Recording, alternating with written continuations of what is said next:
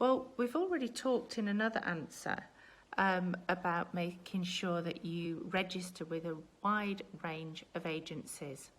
So obviously you want to be looking at things like the Institute of Directors networking site, for the Women on Boards site, and looking as well. Some of the public appointments are indeed advertised, but really using your network is amongst one of the most important things you can do. But really the shift about moving from public or unpaid roles into the private sector, you have to think about what is it that they're going to be looking for. Now, not all paid roles, not all private sector appointments are looking for you to have previous experience, but a large majority are.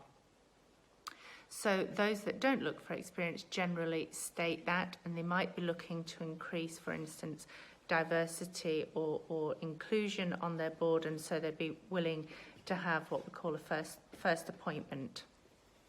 So if it is that they're looking for previous experience, make sure that you're able to describe on your CV, and again this is really important, the CV, make sure that you're able to describe what you've brought from your previous roles in areas like strategy, risk and finance, as well as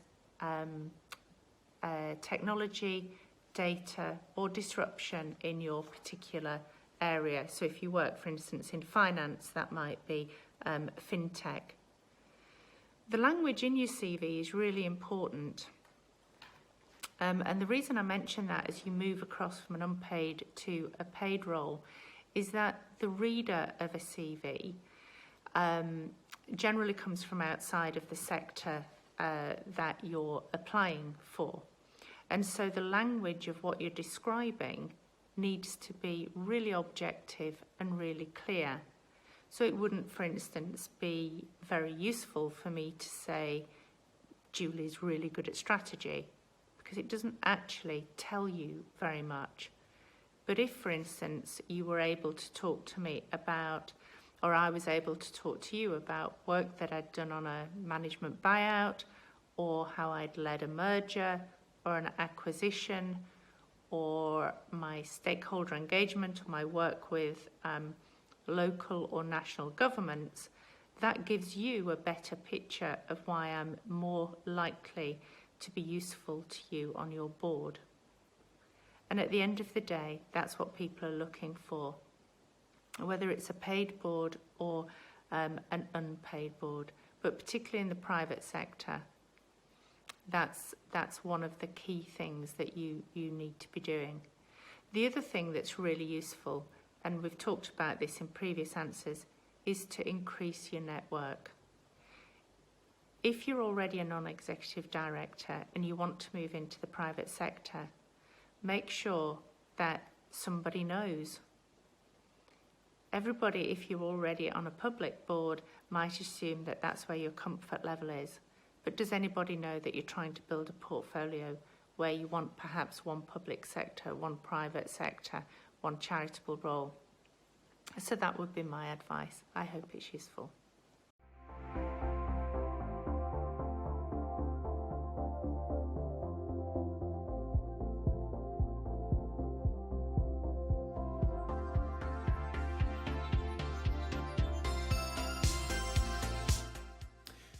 So thank you for this question. It's really good to be thinking about the commitment of taking on a board appointment and what that term of office looks like.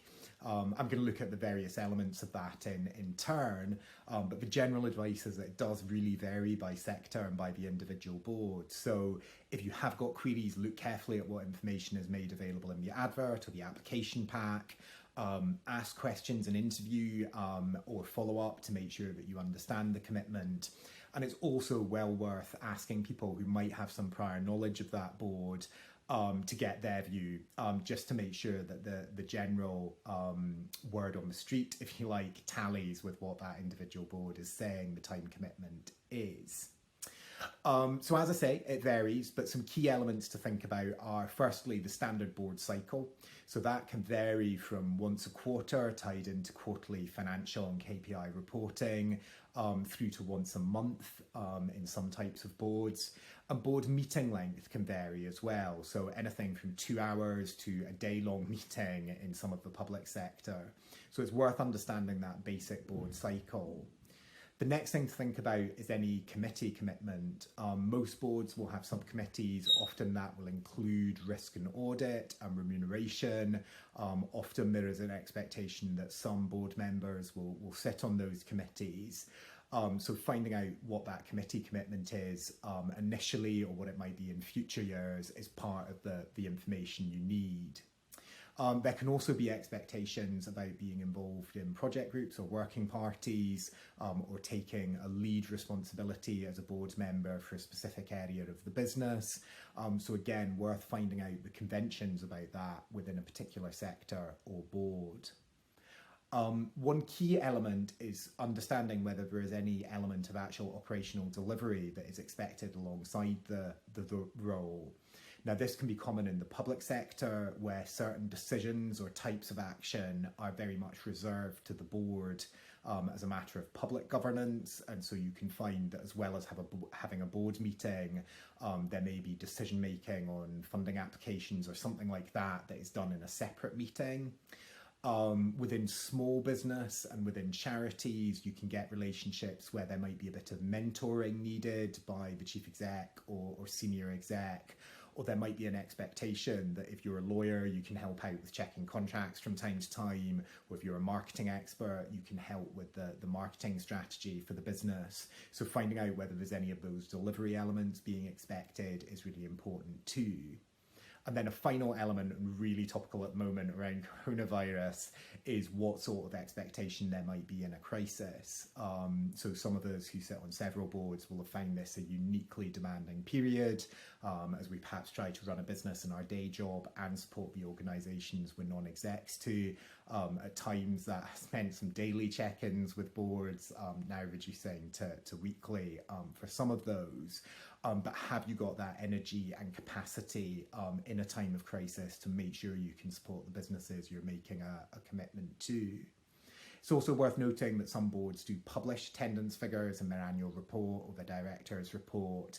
So being aware that your performance in terms of attendance can be something that's subject to scrutiny by shareholders or in the public sector by the public at large.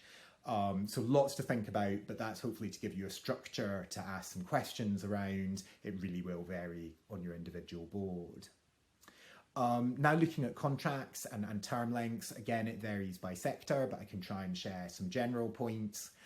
In the public sector, I've not had a lot of experience of getting a contract, but you will get a letter of appointment from the minister or from the board, and that will set out some basic terms. And then it's likely you have a structured induction around what's a well-established governance framework in the public sector, which sets out things like code of conduct for board members, Nolan principles, which are like the values that board members must bring to the role. So there's quite a lot of detail, but you should get an induction, and if not, reach out in one of your networks to find out what other public boards are doing, and changing the chemistry of the network I chair would always be willing to help with that.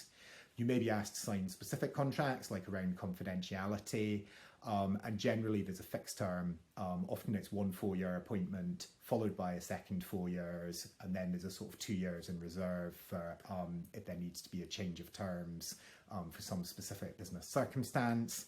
And it's also worth noting that if you resign early without a good reason, that can affect your future appointability to public boards.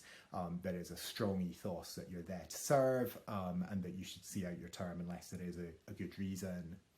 In the commercial sector, I think it is well worth asking for a contract, and if not a contract, try and make sure your terms are agreed in some sort of, even if it's an email with bullet point principles about what the level of engagement and responsibility is. But as it varies a lot more, then that's important to look at alongside corporate documentation. I think there's also that need to get a clarity on how the non-exec role is viewed against executive directors and make sure that is understood. Because it's not easy to give generic advice, as I've said, the key messages of this are really ask the board you're being appointed to, ask around in the sector to try and get a feel for where that business sits.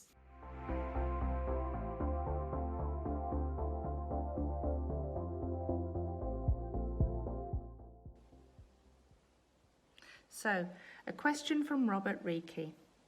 How would you recommend getting on the non-executive ladder? And he's coming to this from a place where, personally, he's registered with the Institute of Directors Non-Executive Database, networking sites, public appointments, Scottish Investment Bank, etc. But it is difficult to find information and being able to put yourself in a position to put yourself forward for likely opportunities. All of those agencies are great places to start looking. And I'd add to that the Women on Boards network. We consistently offer up a range of opportunities from small, unpaid, voluntary roles to FTSE 50 listed paid roles right across the UK and including Scotland. It's great to avail yourself of all of those things, and in many ways it can give you such a breadth that you begin to think, I'm not really sure what it is I want to look for. Or you look and think, I think I could do that, but I'm not quite sure. So first of all, yes, register with all the agencies. Secondly, make sure that you've got a CV, a non-executive CV. Now that absolutely isn't an amended executive CV. Talk to me about it offline, but a non-executive CV needs to demonstrate your breadth. It needs to tell the reader what you're bringing from what you've done, and it needs to be laid out in a way that it's clear how and why you can help, support and challenge the executive. So first of all, whenever somebody either says to you, oh, send me your CV if you're interested, or you're applying for a specific role, make sure you've got a CV. That's really one of the most key things that you can do. The other thing is, if you see a role advertised and you think you can do maybe some of it, all of it, or you're really interested, but you're not quite sure, pick up the phone. That's definitely the thing to do. Why am I asking you to do that? Think through, well, they might be looking for a chair at the moment, but there might be other non-executive opportunities coming up, and you're putting your name in the frame, making yourself visible. So always do that. You can ask when you pick up the phone, why does the vacancy exist? Make sure that if you're going to apply for a role, that you're following everything there is to follow about that organisation. But most of all, please do pick up the phone. That's one of the best ways to be able to put yourself forward. In answering another question, we've already talked about networking, which is absolutely key.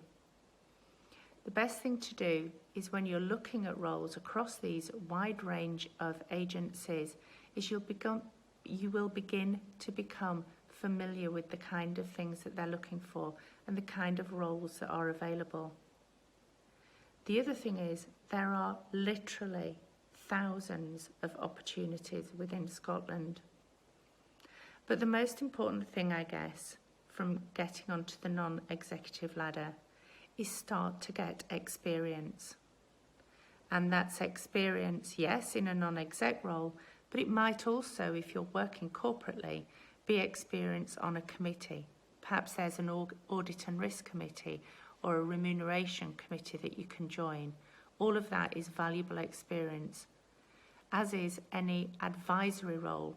So perhaps you're finding yourself volunteering with an agency such as the Prince's Trust. All of that helps.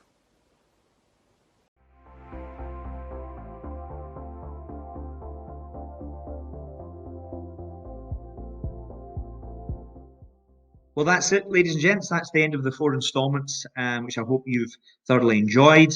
My name is Derek McFeet. I'm one of the managing partners here at MM Search. I wanted to say thank you for registering and hopefully watching and being encouraged by what you've seen. A massive thank you to Julie Ashworth, Neil Stevenson, Ian McDougall, and Sir Harry Burns in taking the time and energy dedicated to answering the questions.